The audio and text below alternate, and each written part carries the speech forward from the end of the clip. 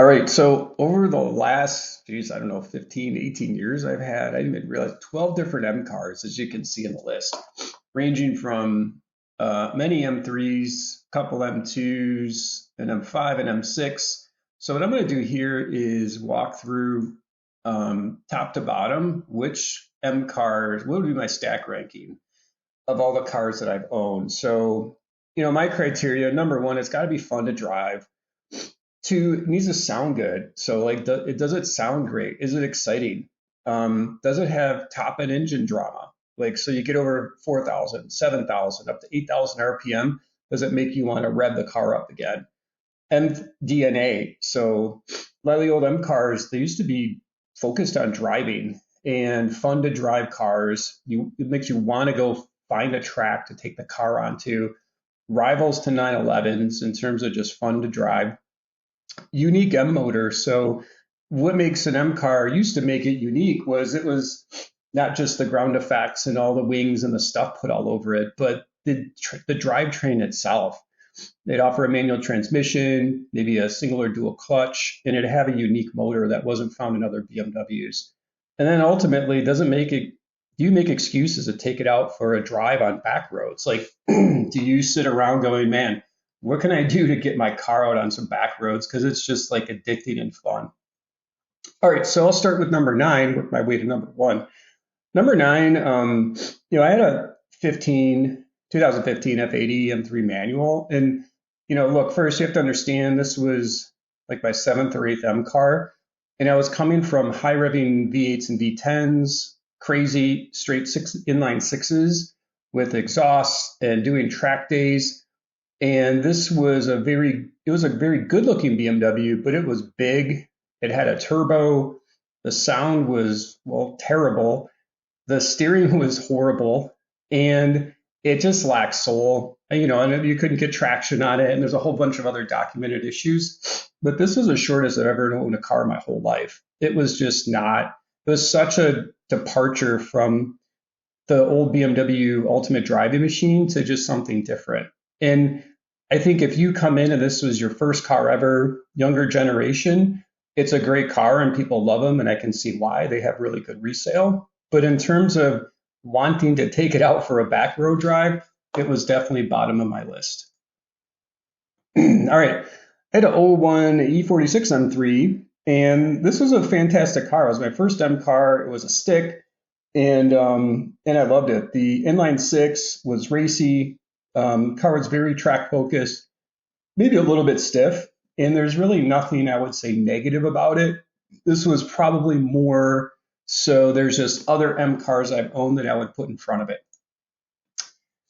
18 M2 manual. So I had two M2s and a manual, and I was really hung up with it. It has to be a stick, and I like the M2. It was a bridge between like the old BMW driving cars and then kind of the newer F80-ish, tech in terms of the interior. It was introduction to a turbo, but they made the M2 short wheelbase, and the car just felt very lively.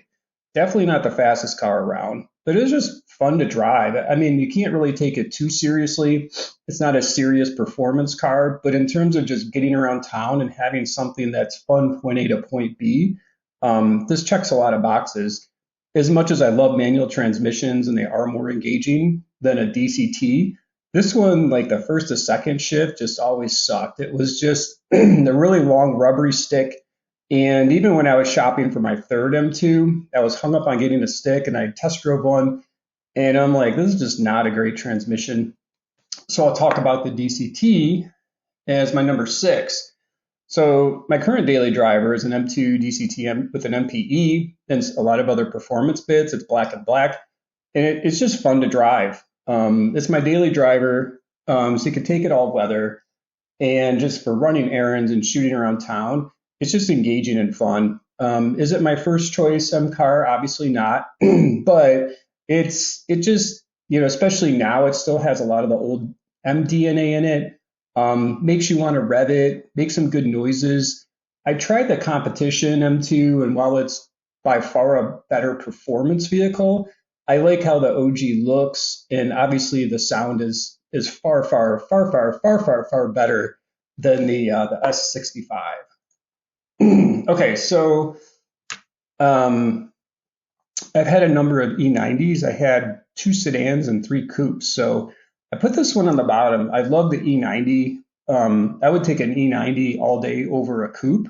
They're both great, but there's just something really cool about they on the sedan. They put on the flared bumpers, and there's just something about like the size of the E90 for a sedan was incredible. It's more compact, just still fun to drive and engaging. Hydraulic steering. And of course, the highlight is the drivetrain with the high revving V8, which very few exotic cars can sound as good. And you're getting that in a 4-door sedan package. It was just a lot of fun. All right. I had a Le Mans Blue Coupe competition package with, obviously the silver wheels, black interior, DCT. And, really, really love this car. It was fun to drive, great daily driver. Still had the high revving V8. It never, the sound, like it sounds incredible from the outside and when you get high revs, but the one thing about the E90, E92 was the exhaust sounds really good on the outside, but the car is so insulated that it's almost, you just don't get all of the full effect, because it was quieter. It did have thicker glass. It did have more sound deadening, etc. So, love the E90 platform. And always fun cars with the V8, and came in at number 4 for me. Okay, so number 3, this will be a little controversial, but bear with me. The E60 M5 and 08 M6 SMG, they both had high revving V10s. So until you go drive a V10 in a sedan or coupe of a car this size with the right exhaust, it sounds as good as any exotic on the road. If not, the BMW V10 sounds phenomenal. And this was an era of BMW. They're not the best looking cars, but you could still take these cars out on a back road and they kind of shrunk around you and they were still fun to drive. Hydraulic steering, good suspension, and they were tuned more towards driving engagement than they were like straight on comfort. Like the newer M5, M6s, I don't even know if there's M6 anymore. It's an 8 Series, I think now. And they're really good for highway driving and comfort. And yes, they're stupid fast in a straight line, but they're just so insulated. They just really, it's a different use case than I'm looking for in pretty much any car that I drive. So again, if I was to hop in a car right now, this would be one of them I would pick if it had the right exhaust on it. And not obnoxiously loud. I had a Heisenmann race exhaust on the M6, which sounded ungodly, incredibly awesome, but it was very droney and very hard to tolerate. So a Dynon exhaust I had on was really good. I had a Tubi Sport and also a Corsa, and those were like a really nice high tone, high revving pitch and still fun to drive. All right, number 2. The longest I've ever owned a car my whole life was an 08 E90 M3 manual. And I had a Jerez Black with Fox Red, and there's just something cool as hell about the compact family sedan with a manual transmission and a high revving exotic V8 in it. And it is not tuned the best for driving around town because you had to rev the car out to get power. But when you did get to rev it out to get power, there's just nothing else like it. And so I had this car 4.5 years, loved it the whole time I owned it.